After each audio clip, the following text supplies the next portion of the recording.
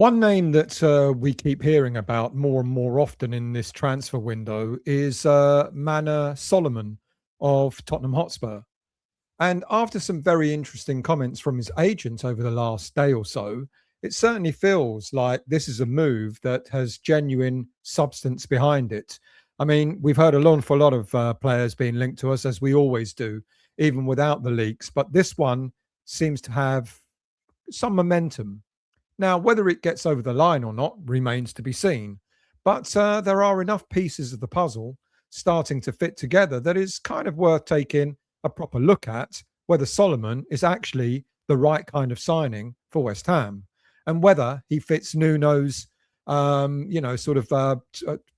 of player and what he expects from wingers, and perhaps more importantly, whether he can help West Ham straight back into the Premier League.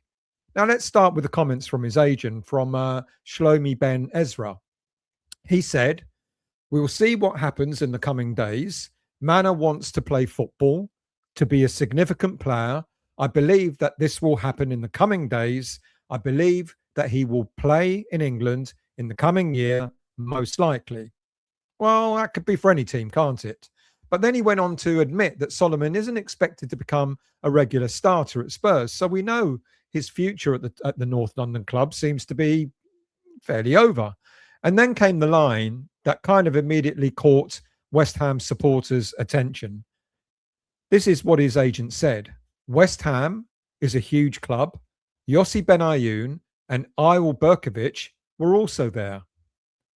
Now, agents don't usually start mentioning clubs by accident, especially clubs that their clients have repeatedly been linked with. It doesn't confirm negotiations. It doesn't mean a deal is close, but it certainly suggests that West Ham are a genuine option and that conversations are taking place somewhere behind the scenes.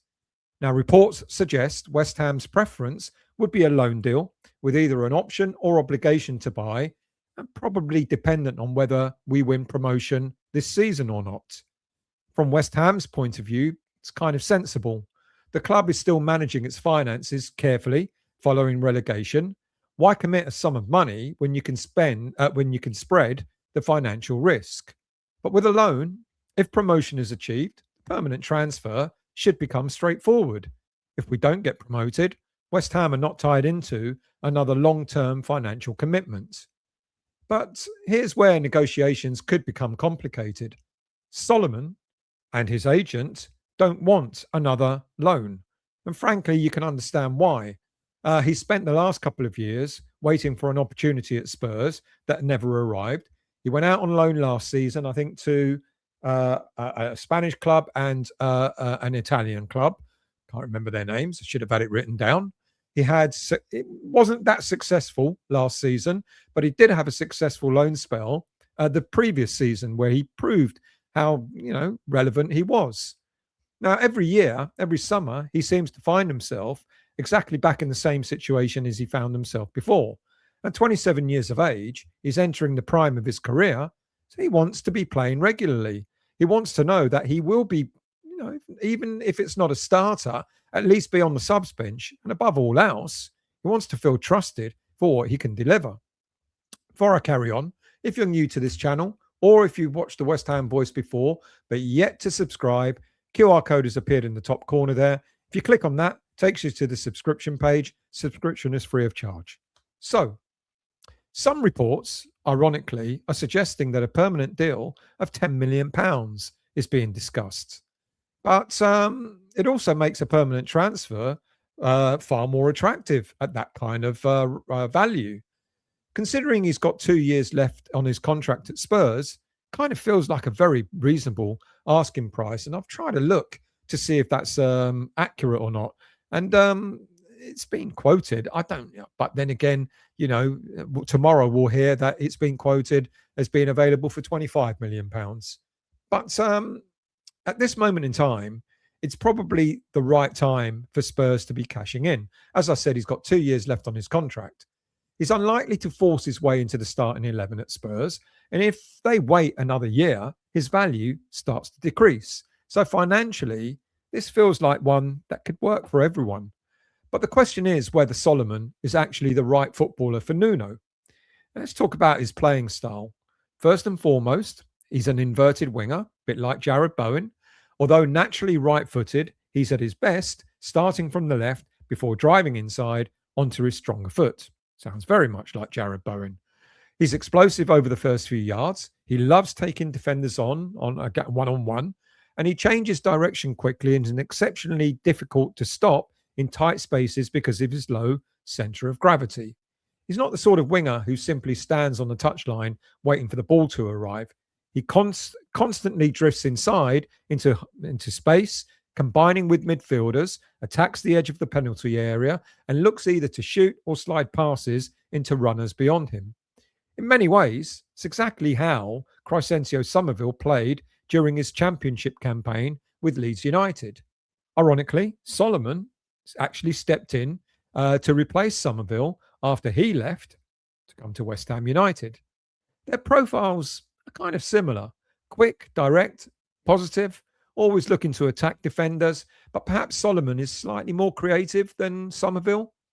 He's happy to receive the ball under pressure and unlock packed defences with clever movement and quick combinations.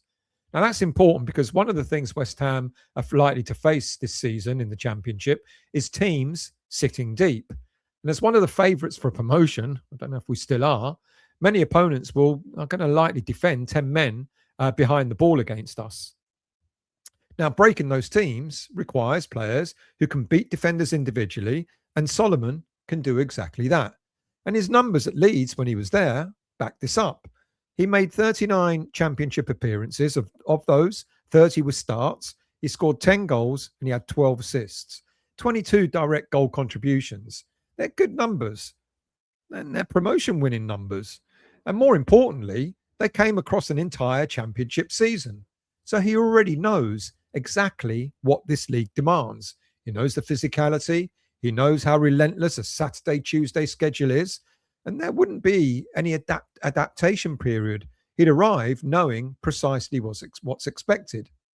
Tactically, I actually think he will fit Nuno's preferred system rather well.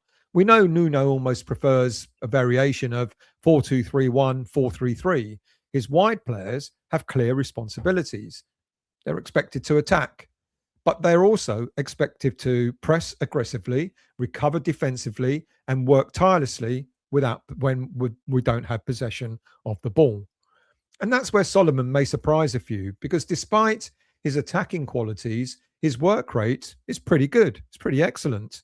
Leeds supporters regularly praised how willing he was to track runners, press defenders, and also help his fullbacks. So he's not a lazy player, far from it. He's one of those attackers who genuinely enjoys working without the ball. He will certainly appeal to Nuno in that respect. The combination between Solomon and Malik Diouf on the left-hand side could also become one of West Ham's biggest strengths. Diouf loves to drive forward from the left-back position. Solomon loves to drift inside. Those movements complement each other pretty well because they create space for overlapping, for Malik to overlap, whilst leaving enough attacking threat inside the pitch.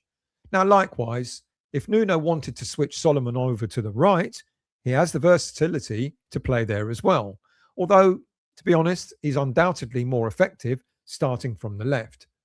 So what are the concerns? Well, no player's perfect. The first is physicality. Although Solomon works hard, he isn't a particularly big player.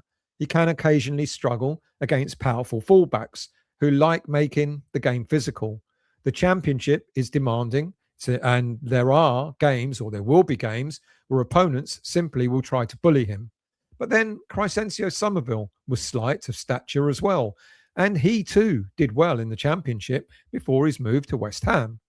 Secondly, while he's excellent at beating defenders, he can sometimes overcomplicate issues. Rather than releasing the ball early, he'll occasionally attempt at one dribble too many. But I guess that's part of what makes him an exciting player.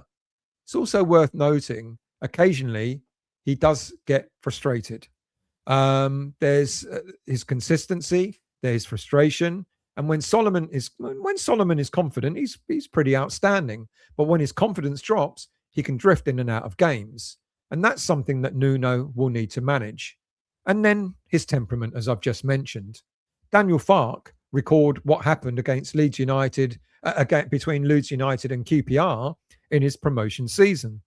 When Farke substituted the player, Solomon wasn't happy. He threw his arms around and even took his frustration out on the corner flag as he walked off.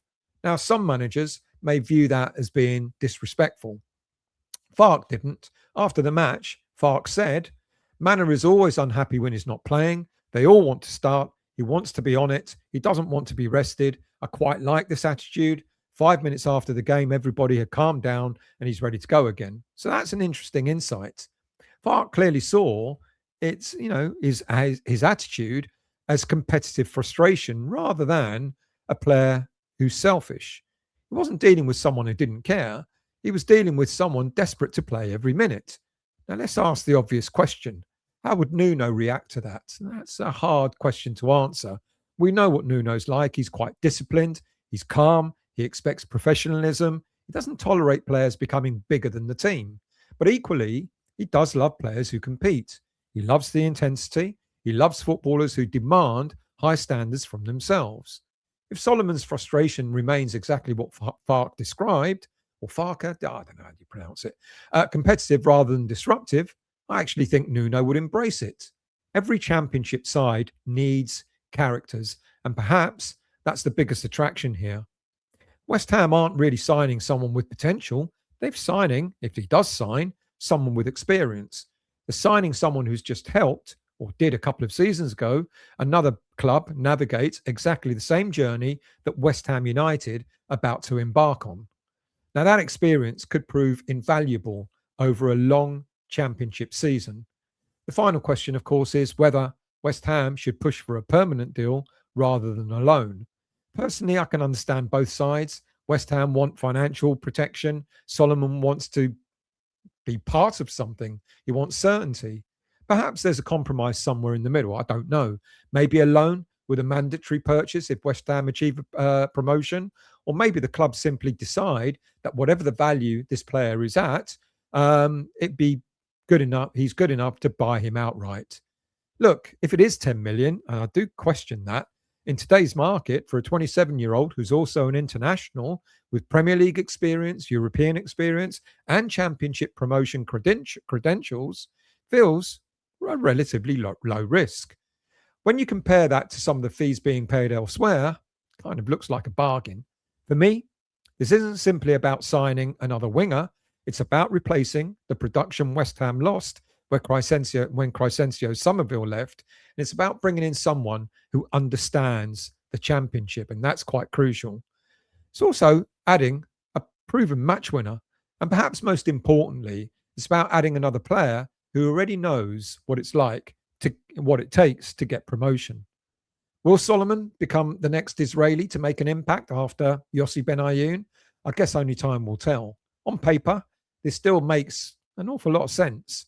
And if West Ham can find common ground over the structure of the deal, as well as not just with Tottenham, but with the player and his agent as well, I genuinely believe that Solomon could become a very smart signing this summer. But what do you want? Do you think Mano Solomon at West Ham would be a good thing? Let me know your thoughts in the comments below. If you've enjoyed the video, become a subscriber by clicking on the QR code. Please hit the like button down there. Please hit the bell notification to let you know when I'm next on. And I'll see you all again very soon.